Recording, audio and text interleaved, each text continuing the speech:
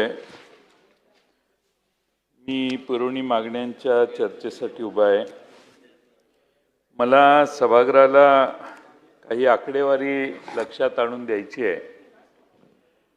अध्यक्ष महोदय, 25-26 ला मागच्या वर्षीचं जे बजेट होतं त्यावेळी सरकारने 45,891 कोटी रुपयाचं महसुली तुटीचं बजेट मांडलं।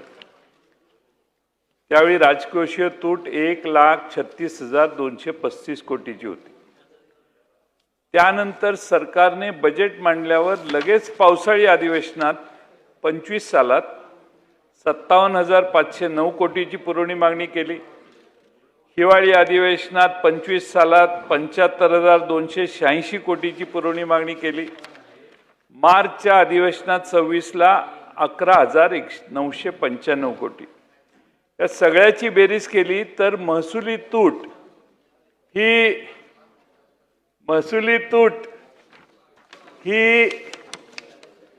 1,90,681 कोटी रुपयाची होती। अध्यक्ष महोदय, 26-27 बजेट सादर करताना ही महसुली तूट दिसायला पाहिजे होती, पण सरकारने किती दाखवली तर 37,055 कोटीची दाखवली। म्हणजे या सभागृहातल्या 288 सदस्यांनी तपकीर साहेब लक्षात घेतलं पाहिजे की मागच्या वर्षी सरकारने जे सभागृहात मांडलं त्यातले 1,53,626 कोटी रुपये खर्चच केले नाही। मग सभागृहात पुरवणी मागण्या आणताच कशाला? जर तुम्हाला पैसे खर्च करायलाच नसतील किंवा तुम्हाला खर्च करायचेच नसतील तर सभागृहात पुरवणी मागण्यांचा हा खटाटोप करून सभागृहाचा वेळ घेणं हे आवश्यक आहे का? अध्यक्ष महोदय, सर्व विधानसभेच्या सदस्यांना वाटतं आपलं काम आहे, आता आपलं केलंय, सीएम साहेबांनी मंजुरी दिली आहे, आले बजेटमध्ये, आले पुरवणी मागणीत, सगळे आमदार खुश, आणि मग सगळ्यांना शेवटी असं लक्षात येतं अरे आपल्या अकाउंटवर आपल्या कामावर पैसेच फार कमी आले, 10 कोटीचं काम 1.5 कोटी झाले। मग कॉन्ट्रॅक्टरने 6 कोटीचं काम केलंय, तो 4 कोटीचा कॉन्ट्रॅक्टर काम मागे लागायला लागतो, पैसे द्या पैसे द्या। आज योगेश सागर साहेब 5 लाख कॉन्ट्रॅक्टरांचे 90,000 मागच्या 90,000 कोटी रुपये देणं होतं सरकार, आता किती आहे मला माहित नाही। सरकारने पुरवणी मागण्याच्या उत्तरात किंवा कधीतरी सभागृह संपायच्या आधी देणं किती आहे सरकारचं, बिल राहिलेत किती हे जाहीर करावं। राजकोषीय फिस्कल लिमिट जे आहे तेही FRBM ची तुम्ही रूल सगळे मोडले। अध्यक्ष महोदय, यावेळी आपलं 4.5% हे जर आकडे जर आजचं बजेट मांडलं तर सावरकर साहेब तुमचं तुम्ही बोलणारे असं दिसतंय, पेन्सिल हातात आहे म्हणजे, तर तुम्ही आधी विचारून या की FRBM ची आपण लिमिट ही पुरवणी मागणी सगळी खर्च केली प्लस मागचं जे आपण डिफिसिट मांडले ते सगळं झालं तर आपण FRBM मध्ये किती पुढे जातो, आपण FRBM चा ऍक्ट मोडतो का किंवा नाही। अध्यक्ष महोदय, एका बाजूनं दुष्काळाला समोर आपण जातोय, त्याच्यासाठी काही उपाययोजना या पुरवणी मागणीत मला दिसत नाही, आणि दुसऱ्या बाजूने अध्यक्ष महोदय आमच्या पक्षाने, काँग्रेस पक्षाने, उद्धव ठाकरे साहेबांच्या पक्षाने मिळून आज औरंगाबादला मोर्चा काढलाय। आपल्या कर्जमाफीच्या बद्दल हा मोर्चा आहे, आणि त्या मोर्चामध्ये अध्यक्ष महोदय सुप्रियाताई सुळे आमच्या खासदार आहेत, प्रदेशाध्यक्ष शशिकांत शिंदे आहेत, काँग्रेस पक्षाचे प्रदेशाध्यक्ष हर्षवर्धन सपकाळ साहेब आहेत, चंद्रकांत दानवे साहेब आहेत, माजी गृहमंत्री अनिल देशमुख आहेत, राजेश भैया टोपे आहेत, कल्याण काळे आहेत, आणि रोहित पवार पण त्या मोर्चामध्ये पुढाकार घेऊन आज काम करत आहेत। अध्यक्ष महोदय, मोर्चाचं मागणं काय आहे? अध्यक्ष महोदय, तुम्ही ज्या घातलेल्या अटी आहेत ह्याच मोर्चाच्या मागण्या आहेत। पहिली मोठी अट तुमची काय आहे? 1900 कर्जमाफीचा लाभ ज्यांना मिळालेला आहे त्यांना आता 2 लाख रुपयाच्या कर्जमाफीचा लाभ मिळणार नाही, त्यांना केवळ 50,000 रुपयांचे प्रोत्साहनपर अनुदान दिले जाणार। अध्यक्ष महोदय, पीक कर्ज दुसरं 2 लाख रुपयाचं पीक कर्ज आहे, ज्याला कर्ज आहे, मी काढलंय समजा, तर मी आधी 1.5 लाख भरायचे, मग 50,000 रुपयाचं अनुदान सरकार मला देणार. आता मधल्या काळात एवढी आपत्त्या शेतकऱ्यांच्यावर आल्या, शेतकरी कर्जबाजारी झालाय, त्याला एवढे पैसे कुठून भरता येणार? या एका अटीमुळे 36 लाख शेतकरी बाहेर जात आहेत या आपल्या कर्जमाफीच्या योजनेतनं. दुसरी अट काय? 25-26 आणि 26-27 या दोन्ही वर्षाचे कर्ज नियमित भरले असेल तरच प्रोत्साहनपर अनुदान मिळेल. म्हणजे 2 वर्ष तुम्ही रेग्युलर असला तरच प्रोत्साहनपर अनुदान मिळेल. अध्यक्ष महोदय, गेल्या वर्षी सरकारने सांगितलेलं की अतिवृष्टीमुळे आणि पिकांच्या नुकसानीमुळे शेतकऱ्यांना कर्ज फेडणे शक्य झालेले नाही. मग अध्यक्ष महोदय, ही अट घालायची काय गरज होती? नैसर्गिक आपत्तीमुळे कर्ज भरता आलं नाही, ज्या शेतकऱ्याला मदत करण्याची इच्छा सरकारची आहे असं आम्ही मानतो, त्या शेतकऱ्याला वेगवेगळ्या अटी घालून सरकार शिक्षा देण्याचं काम करते. अध्यक्ष महोदय, या अटीमुळे 15 लाख शेतकरी आणि जवळपास 7,000 कोटी रुपयांचा लाभ अडकणार आहे. म्हणजे शेतकरी 15 लाख बाहेर गेले. हजारो शेतकरी दुहेरी फटक्याचे या बळी पडत आहेत. ना कर्जमाफी ना प्रोत्साहनपर अनुदान. सरकार काय म्हणतं? ही कर्जमाफी ऐतिहासिक आहे. आता ऐतिहासिक अशी कोणती कर्जमाफी झाली आहे ज्यात लाखो शेतकऱ्यांना बाहेर ठेवतोय आणि आपण आपल्या योजनेला ऐतिहासिक म्हणतोय? ही अध्यक्ष महोदय, सावरकर साहेब, ही कर्जमाफी आहे का पात्रता परीक्षा आहे? आणि पात्रता परीक्षेत आता किती लिकेजेस आहेत तुम्हाला माहिती आहे. ज्याला सर्वाधिक मदतीची गरज आहे त्याला बाहेर ठेवायचं, हा काही न्याय योग्य नाही. शेतकरी संतप्त आहे. एल्गार अन्नत्यागाचा नावाने त्यांनी आंदोलन सुरू केलेलं आहे. या सगळ्या अटी तात्काळ रद्द कराव्यात. 19च्या कर्जमाफी घेतलेल्या शेतकऱ्यांना योजनेचा लाभ द्यावा. 25-26, 26-27चे कर्ज नियमित भरण्याची अट रद्द करावी. 25-26 मधील थकीत पीक कर्जाचाही कर्जमाफीत समावेश करावा आणि कोणत्याही प्रकारच्या भेदभावाशिवाय विनाअट सरकार कर्जमाफी जाहीर करावी.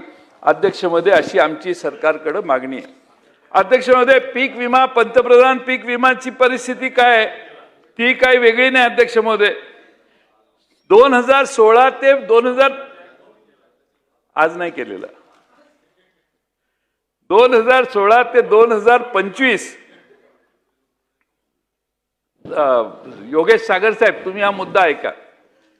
2016 ते 2025 विमा कंपन्यांनी राज्यातल्या शेतकरी, राज्य सरकार आणि केंद्र सरकारकडून 56,800 कोटी रुपयाचा प्रीमियम जमा केला. सरकारने विधानसभेत लेखी उत्तरात दिलेलं आहे, एकट्या 22 पासून या पीक विमा कंपन्यांनी तब्बल 6,944 कोटी 11 लाख रुपयाचा निव्वळ नफा मिळवलेला आहे.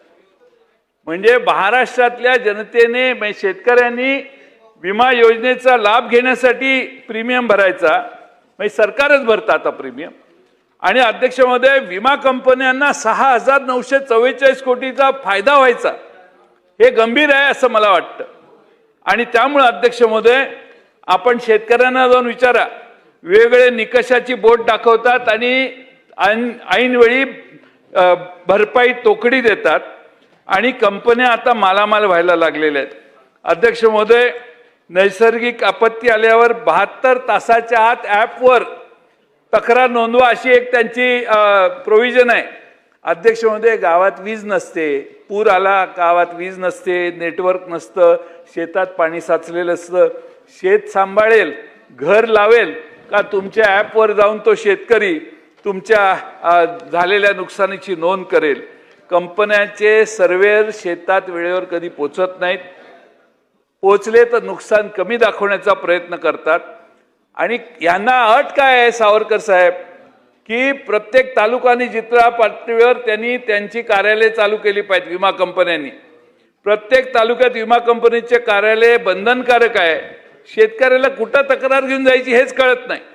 आणि म्हणून सरकारकडे अध्यक्ष महोदय मी मागणी करतो की 6,944 कोटीचा नफा कमवणाऱ्या कंपन्यांनी प्रत्यक्षात किती शेतकऱ्यांचे क्लेम तांत्रिक त्रुटी दाखवून फेटाळले याची माहिती सभागृहासमोर जाहीर करा. हां, ते तुम्ही हे माझ्या वतीनं बोला, माझा नंतर तुम्हीच बोलणार असा माझा अंदाज आहे. त्यामुळे हे भाषण पुढे कंटिन्यू तुम्ही कराल. बसून बोलू नका. घ्या सुरू करा. मान्य अध्यक्ष महोदय, मुनगंटीवार साहेब बोलणार आहेत का? मग ते तर बोलतीलच, त्यात काय प्रश्न नाही. त्यामुळे बीड पॅटर्न विश्वास आहे त्यांचा. इथे योगेश सागर इथे महादेवाचं हे लावलंय त्यांनी. सगळे देव आता पावत नाहीत म्हणून महादेवाकडे त्यांनी बीड पॅटर्न किंवा कप अँड कॅप मॉडेल ची काटेकोर अंमलबजावणी व्हावी. एका मर्यादेपेक्षा या विमा कंपन्यांना जास्त नफा कमवता येणार नाही अशी व्यवस्था करावी. 72 तासाची अट शिथिल करावी आणि स्थानिक महसूल विभागाचा पंचनामा अहवाल अंतिम मानला जावा अशी आमची मागणी आहे. आणि ज्या विमा कंपन्या उडवाउडवीची उत्तरं देतात त्यांच्यावर गुन्हे दाखल करून त्यांचे परवाने रद्द करण्याचे 1-2 उदाहरणं तरी महाराष्ट्रात सरकारने करावीत अशी सरकारला माझी विनंती आहे. अध्यक्ष महोदय, आमचं महाविकास आघाडीचं सरकार होतं. 19 साली महात्मा ज्योतिराव फुले शेतकरी कर्जमुक्ती योजना 2019 जाहीर केली. त्यावेळी 19-20ला राज्याचं उत्पन्न, महाराष्ट्राचं GSDP उत्पन्न 29,59,69,000 कोटीचं आहे. अध्यक्ष महोदय, आता ते उत्पन्न फार वाढलेलं आहे. त्या प्रमाणामध्ये आपण किती कर्जमाफी देतो आपल्या उत्पन्नाच्या, हा आकडा आमच्या कर्जमाफीपेक्षा कमी आहे. बोलून वेळ घेणं बरोबर नाही म्हणून माझ्याकडे सगळी आकडेवारी आहे. आणि त्यामुळे अध्यक्ष महोदय, माझी सरकारला विनंती आहे, या अटी आपण जर दूर केल्या तर फार लोकांना न्याय मिळेल. देवेंद्र फडणवीस यांचं देवाभाऊ हे पोस्टर कदाचित पुन्हा सर्व अटी रद्द केल्या म्हणून पुन्हा देवाभाऊ म्हणून फोटो एकच माणूस लावणार नाही, तर या महाराष्ट्रातली सगळी माणसं लावतील. आणि त्यासाठी माझी देवेंद्र फडणवीसांना अर्थमंत्री आणि मुख्यमंत्री म्हणून विनंती आहे की सगळ्या अटी करायचंच आहे ना, तर दिल खोल के करो. अर्धवट केलं की नाही की मग माणसं फार दुवा देत नाहीत आणि ऑडिट करायला संधी लोकांना देऊ नका. आणि म्हणून माझी अध्यक्ष महोदय विनंती आहे की या पुण्यश्लोक अहिल्यादेवी होळकरांच्या नावाप्रमाणे ही कर्जमाफी महान आणि महाराष्ट्राच्या कायमची इतिहासात लक्षात राहावी अशी करायची असेल तर 2 लाखाची अटही रद्द करा आणि ती 3 लाख 4 लाख करा. आमच्यापेक्षा जरा काहीतरी जास्त करा ना. आम्ही केलेलं आहे त्यापेक्षा कमी करताय तुम्ही. आमच्यापेक्षा जास्त केलं तर आमच्यापेक्षा जास्त लोकप्रिय होण्याची संधी तुम्हाला मिळू शकते. आणि त्यासाठी मी शेवटचा मुद्दा अध्यक्ष महोदय मांडतो. दुसरा HDBT कापूस बियाणं. अध्यक्ष महोदय, आज शेतकऱ्यांना सगळ्यात मोठी समस्या कापसाची आहे. तण नियंत्रण, मजुरांची टंचाई. शेतात वाढलेले तण, एवढी मजुरी खर्च होते आपल्याला माहिती आहे. आपण वर्ध्याचे आहात त्यामुळं तुम्हाला माहिती आहे. त्यामुळं HDBT वैज्ञानिक उपाय म्हणून जे तंत्रज्ञान, बियाणं तंत्रज्ञान समोर आले ते जर अडॉप्ट केलं तर अध्यक्ष महोदय, आपण तणनाशकाची फवारणी करून आपण तणाचा नायनाट करता येतो. 60 ते 70% मजुरी वाचेल शेतकऱ्यांची. म्हणून माझी विनंती आहे की या तंत्रज्ञानाला विरोध न करता तो लवकर अडॉप्ट करण्याचं काम करावं. तीच परिस्थिती कांदा प्रश्नाची आहे. दरसोड वृत्ती केंद्र आणि राज्याची एवढी आहे की आयात निर्यात धोरणामुळे कांद्याचे भाव कोसळतात. जेव्हा शेतकऱ्यांचा कांदा घरात येतो त्यावेळी निर्यात बंदी लावता तुम्ही, आणि ज्यावेळी शेतकऱ्यांचा कांदा व्यापाऱ्यांकडे जातो त्यावेळी सगळे नियम शिथिल होतात. हे जरा दिसायला बरं दिसत नाही. म्हणून माझी मागणी आहे अध्यक्ष महोदय की शेतकऱ्याला माहिती पाहिजे निर्यात बंदी येणार नाही, आपल्याला निर्यात करायची आहे. कांदा यायच्या आधी 15 दिवस 20 दिवस माहिती पाहिजे. त्यामुळे बंद चालू हा उद्योग जरा कांदा उत्पादकांच्यावर अन्याय करणारा आहे. आणि कांदा उत्पादक आज शेतकऱ्यांच्यावर खुश नाहीत. याचं प्रमुख कारण आता तर ते अमेरिकेच्याशी करार झालेला आहे आणि कापूसही तिकडं विदाऊट एनी ड्युटी येणार आहे. तुम्ही कांद्याला निर्यात करायला ड्युटी लावताय. त्यामुळे अध्यक्ष महोदय, अमेरिका तुम्हाला मागणी करते आमची सगळी ड्युटी रद्द करा. तुम्ही येणाऱ्या मालाला ड्युटी रद्द करायला लागलाय आणि निर्यातीला ड्युटी लावायला लागलाय. आणि त्यामुळे अध्यक्ष महोदय, सगळ्यात शाश्वत हमीभाव शेतकऱ्यांना कांद्याचा निश्चित करायचा काम सरकारने करावा. आणि प्रति क्विंटल थेट आर्थिक मदत देण्याचं काहीतरी योजना सरकारने काढावी आणि नाफेड आणि महा FPC यांनी पारदर्शक पद्धतीने कांदा खरेदी केंद्र तात्काळ सुरू करावीत. दुसरा शेवटचा मुद्दा सांगतो. यंदा कांद्याचं उत्पादन 273 लाख टन होणार आहे. 274.9 म्हणजे 274 लाख टन. आणि नाफेड आणि महा FPC यांना खरेदी करण्याचं उद्दिष्ट किती दिलंय माहितीये का? 2 लाख टन. 274 लाख टन कांदा महाराष्ट्रात निघणार आहे आणि 2 लाख टनाचं उद्दिष्ट दिलेलं आहे. म्हणजे 0.73% एवढा कांदा खरेदीची केंद्र महाराष्ट्रात येऊन ह्यांचं मार्केट इंटरव्हेन्शन 0.73%. अध्यक्ष महोदय 10% तर मार्केट इंटरव्हेन्शन असलं पाहिजे, त्याचा इम्पॅक्ट झाला पाहिजे. आणि म्हणून अध्यक्ष महोदय सरकार गप्पा फार मारतंय, जमिनीवर काही होईना झाले. आश्वासन शेतकऱ्यांना देऊन आपण निवडून आल्यावर अध्यक्ष महोदय अशा गोष्टी करणं योग्य नाही. मी अधिकचा वेळ घेत नाही, पण अध्यक्ष महोदय शेतकऱ्यांच्या कर्जमाफीबद्दल दिलदारपणाने याला आपण सामोरं जायला पाहिजे. कृषी मंत्र्यांना माझं भाषण ऐकायला वेळ नाही, दुसऱ्यांशीच बोलत बसलेले आहेत ते.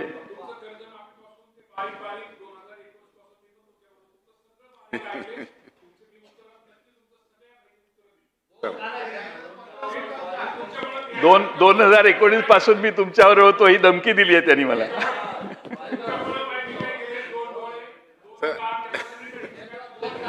नोंद घेतली आहे. जयंतरावजी तुमच्या भाषणाची नोंद घेत आहेत.